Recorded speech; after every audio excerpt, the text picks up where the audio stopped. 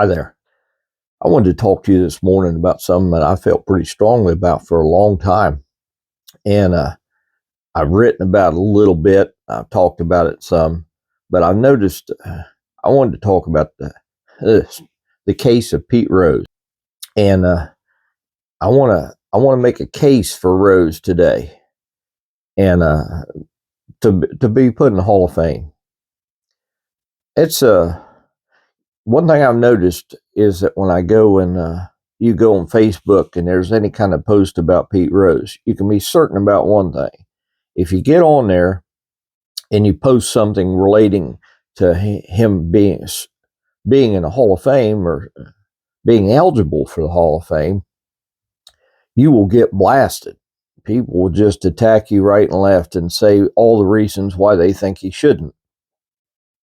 However, if you also go on there and say anything about why he shouldn't be in the Hall of Fame, you will equally get blasted by people saying he deserves it and he's got all these records.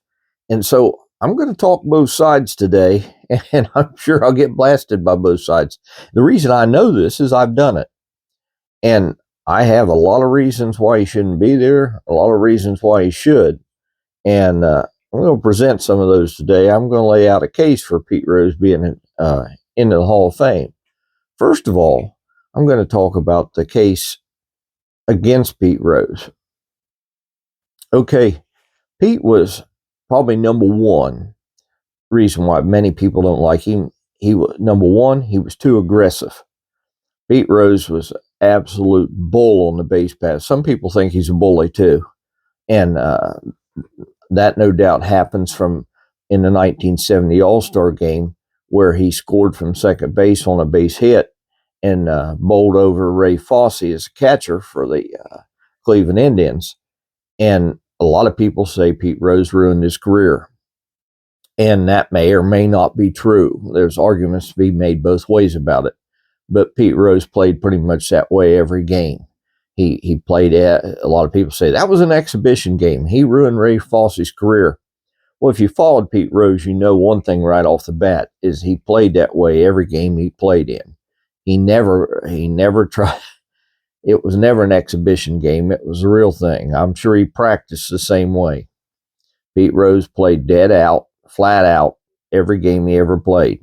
And another reason people think he's too aggressive or was sort of a bully, it was a fight he got into with Bud Harrelson at second base when they were playing the New York Mets.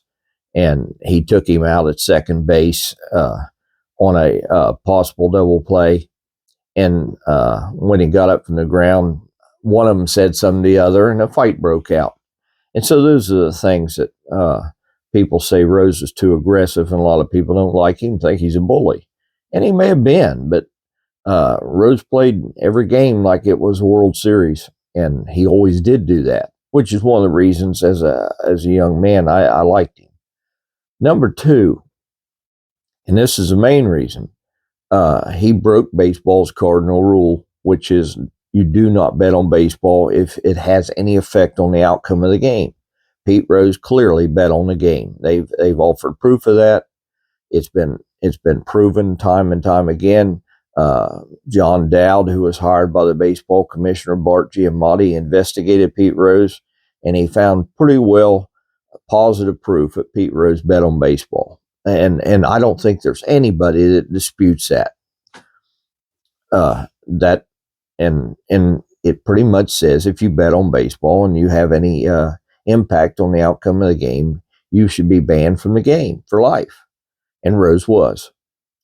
Another case against Pete Rose, his personal life was deeply flawed. Now, everybody knows that. One thing that always, Pete Rose was certainly never going to be elected husband of the year, never going to be elected father of the year, probably never going to be elected humanitarian of the year. Rose has had many affairs in baseball. That's pretty well been proven. When he was about 34 years old, he was involved with a 14-year-old girl. And if the laws in most places, that would be considered statutory rape. And a lot of people call him a pedophile for that, which is hard to argue with. And when Rose was questioned about this, his involvement with a 14-year-old girl, he said, well, I thought she was 16, which is the age of consent in the state of Ohio at that time. Well, let me tell you something. If they accuse you of having relations with a 14-year-old girl, there's no good reason for it. You're about 30-some years old. You're married and got 2 kids. No man should be involved with a 14-year-old girl. I don't care. There's no excuse for it. As a husband, a father, a grandfather, there's no reason for this, and it's disgusting. And probably if it happened to you, if you or me, we'd be in jail for it. And it's sad that he got away with it. If you're involved with a 14-year-old girl and they ask you about it, your answer shouldn't be, well, I thought she was 16. If you come back, a halfway decent answer would be, well, I thought she was 18. If you thought you were getting involved with her when she was 16, that's just about as low as you get, in my opinion. So anyway, that's why a lot of people, he was too aggressive. He broke baseball's cardinal rule about betting on baseball. And number 3, his personal life was deeply flawed. Those are all the reasons against Pete Rose, pretty well in a nutshell. Now let's talk about why he should be in there. His main crimes occurred when he was a manager, not a player. Pete Rose will never go in the Hall of Fame as a manager. He wasn't that good. He finished second several years in a row. And, of course, that's one of the reasons people are suspicious about him, too. He had those second-place finishes several years in a row. And I've often wondered, and this is one of the reasons they want to keep betting out of baseball, is a lot of people wonder, and I wondered myself, if maybe some of those second place finishes were caused by the fact that he was maybe spending more of his time focusing on betting than he was on the game. Maybe he could have won. What's interesting about that is he was thrown out of the game in 1989. In the following year, Lou Piniella took pretty much the same team and won a World Series with them. They led from wire to wire. From the first game of the season, they went first place. They never fell out of first place the entire season. They went to the World Series and swept the Oakland A's in 4 games. And so pretty much the same players Rose had, and Piniella did that with them. So people probably wonder why Pete Rose couldn't do the same with them. So it's a good, so people wonder about that. But his main crimes occurred when he was a player, not a manager. And he wouldn't be going in as a manager; he'd be going in as a player, which is pretty exemplary. He's an extraordinary player. 2, nobody has ever accused him of throwing games. Fact is, that's one of the ones that crosses into the thing where he was too aggressive. Nobody that I know of has ever accused Pete Rose of betting against his team. Pete Rose pretty well played when he was on the field. He played flat out, and nobody, I think, has ever accused him of trying to lose a game. And I don't think anybody's ever accused him of losing a game as a manager deliberately. It's a lot of things in Pete Rose's nature, but that isn't one of them. Number 3, why he's the case for Pete Rose. One, his main crimes occurred while he was a manager, not a player. Number 2, nobody ever accused him of throwing a game. And number 3, Pete's already in the Hall of Fame. There are many things there that represent Pete Rose. His records are there. He probably has uniforms there. He has bats there. He has baseballs there. There are many things there that got Pete Rose's name on it. Pete Rose just isn't there with them. And clearly, with his record, he would be. But he's already in the Hall. He's already mentioned multiple times in there.